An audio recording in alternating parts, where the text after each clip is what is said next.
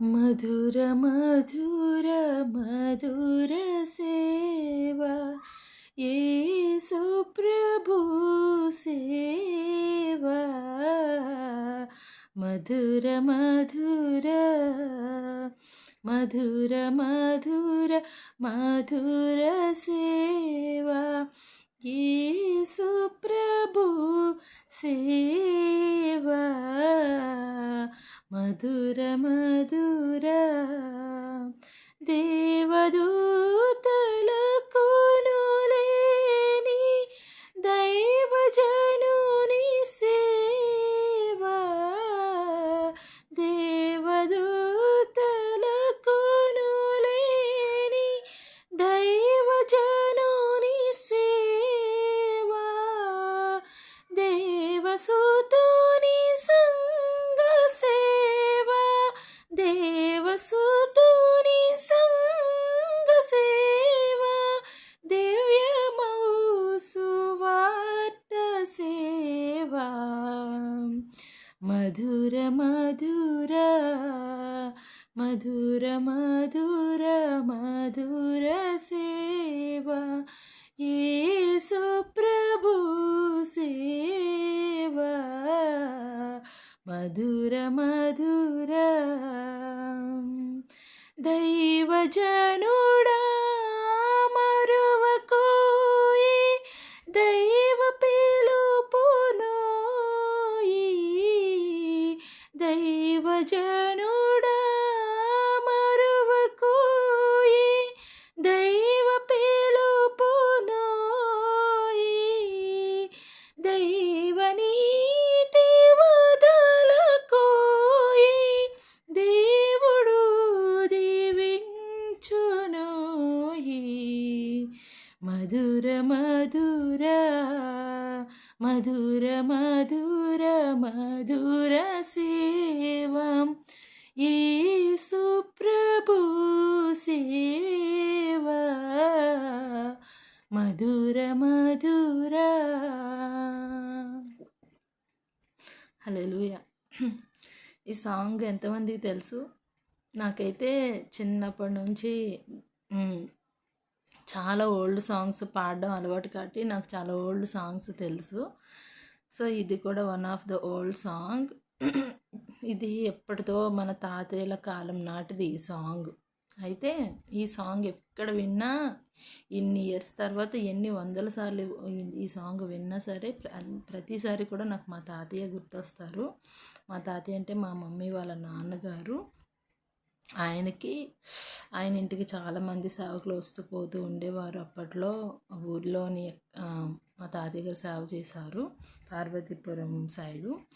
అయితే ఆయన పిల్లలు కూడా దేవుని సేవలో ఉన్నారు. ఎవరు వచ్చి వెళ్ళిపోతున్నా సేవకులు మనం ఎవరైనా ఇంటికి నుంచి వెళ్తున్నప్పుడు మనం ప్రేయర్ చేసి డిపార్ట్ అవుతాం కదా, అలాగా ఎప్పుడు ఎవరైనా వచ్చి వెళ్తున్నా సరే ఈ సాంగ్ పాడి వాళ్ళని పంపించడం మా తాతయ్య గారికి అలవాటు.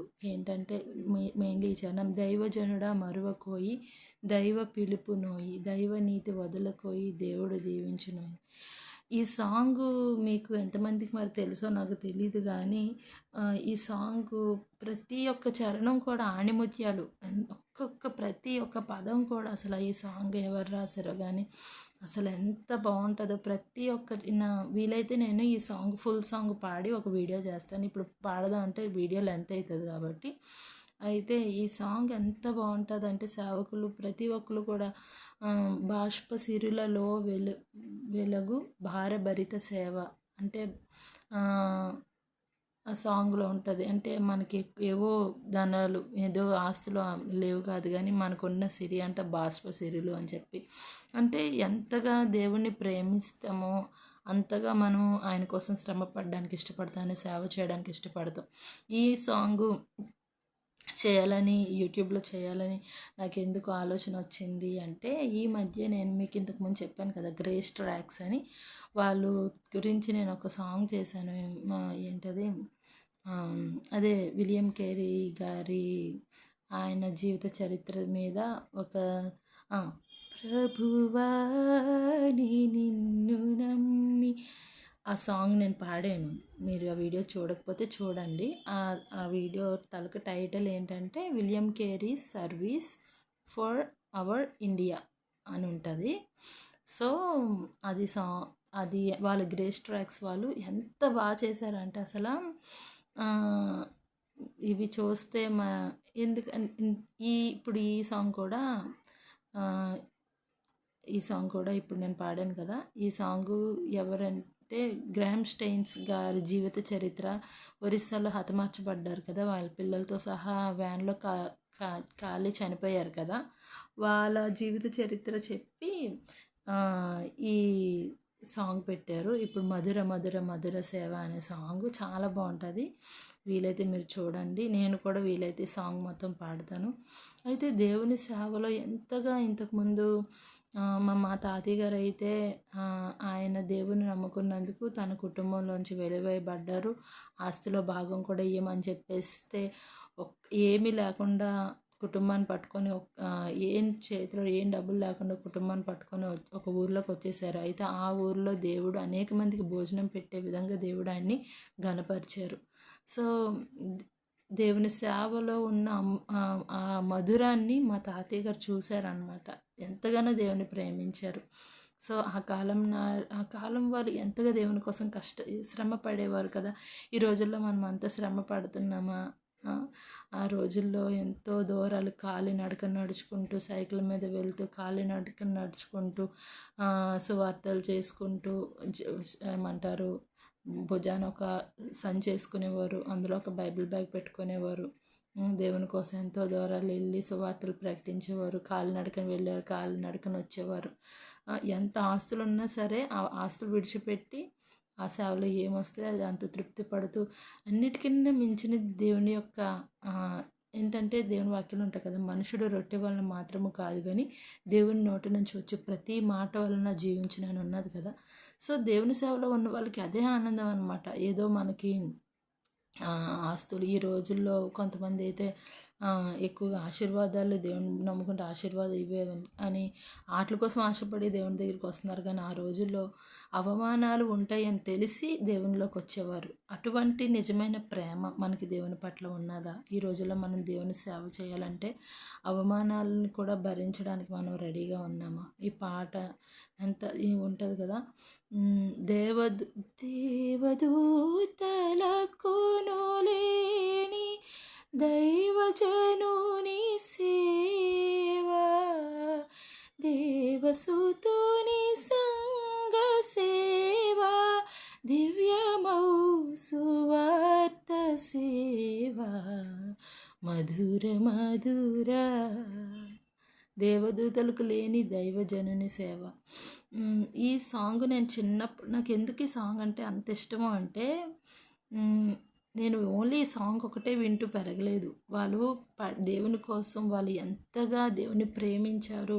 ఆ ప్రేమ చూడండి, కొంతమంది చూడండి, ఎవరైతే లవ్లో ఉంటారో చూసారా, వాళ్ళు ఒక రేంజ్లో ఉంటారు, ఒక ప్రపంచంలో ఉంటారనమాట. గాల్లో తేలుకున్నట్టుగా అనిపింటుంది వాళ్ళకి, అలా ఉంటుంది అనమాట.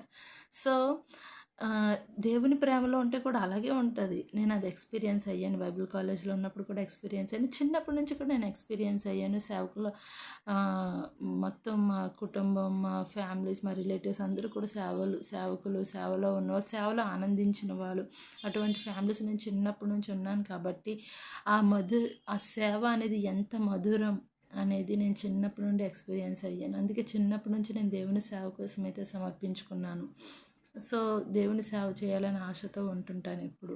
మనందరం కూడా అదే విధంగా, ఎందుకంటే దేవుని ఏమంటారు, దేవుడు శిష్యులను తయారు చేసి మళ్ళీ మీరు సర్వలోకం వెళ్ళి సర్వ సృష్టిని సర్వజనులకు సువార్త ప్రకటించి నాకు శిష్యులుగా చేయండి అని ఉంది. కానీ సంఘంగా చేయండి, విశ్వాసులుగా చేయండి అని లేదు. అంటే శిష్యులుగా చేయండి. శిష్యులు అనేవారు ఏంటి, విశ్వాసులైన వాళ్ళు ఏంటంటే వాక్యం విని ఊరుకుంటారు. శిష్యులు అనేవాళ్ళు మళ్ళీ వాళ్ళు పని చేయాలన్నమాట. వాళ్ళు ఫాలో అవ్వాలి, పని చేయాలి. సో, అదే అనమాట, మనందరం సేవ చేయవలసిన వాళ్ళం. ఇంతకుముందు కూడా నేను ఒక వీడియోలో చెప్పాను కదా, ఏదో విధంగా మనం సేవ చేయవలసిన వాళ్ళం. ఇతరులకి మన ప్రేమ ద్వారాను ఏదో విధంగా మనము మన క్రియల ద్వారా మన మాటల ద్వారా మనము మన దేవుని యొక్క సేవను మనం అందించవలసిన వారు. సో ఈ సాంగ్ నేను చెప్పాలనిపించింది. మెసేజ్ కంటే మెయిన్గా గ్రాహం స్టెయిన్స్ గారు ఆయన జీవిత చరిత్ర గురించి చెప్పాలనుకుంటున్నాను. ఎందుకంటే ఆయన ఎంతగానో ఆయన వీడియోలో ఉంటుంది. ఆయన 16 ఇయర్స్ ఆర్ 15 ఇయర్స్ ఆ ఏజ్లో ఆయన ఉండే దేశంలో ఒక చర్చికి వెళ్తున్నప్పుడు ఆయన వెళ్ళే చర్చిలోని ఒక వీడియో చూసారన్నమాట. ఇండియా పరిస్థితులు చాలా దారుణంగా ఉన్నాయని చెప్పి అక్కడ లెప్రసీ వాళ్ళు ఉంటారు, ఇది అది అని చెప్పేసి చూసినప్పుడు చిన్న బాలుడు ఎంత సున్నితమైన మనస్సు అయింది అనిపించింది నాకు. సో ఆయన ఏడ్చుకుంటూ దేవుని సేవకు సమర్పించుకున్నారు. సో అదేవిధంగా అక్కడే ఆయన కళ్ళంటి నీళ్ళు వచ్చే సున్నితంగా ఆయన ఎంతగానో దేవునికి స్పందించి దేవుని సేవకు సమర్పించుకున్నారు. సో అది మీరు వీలైతే మీరు కూడా చూడండి, గ్రేస్ ట్రాక్స్లో సాంగ్. Thank you.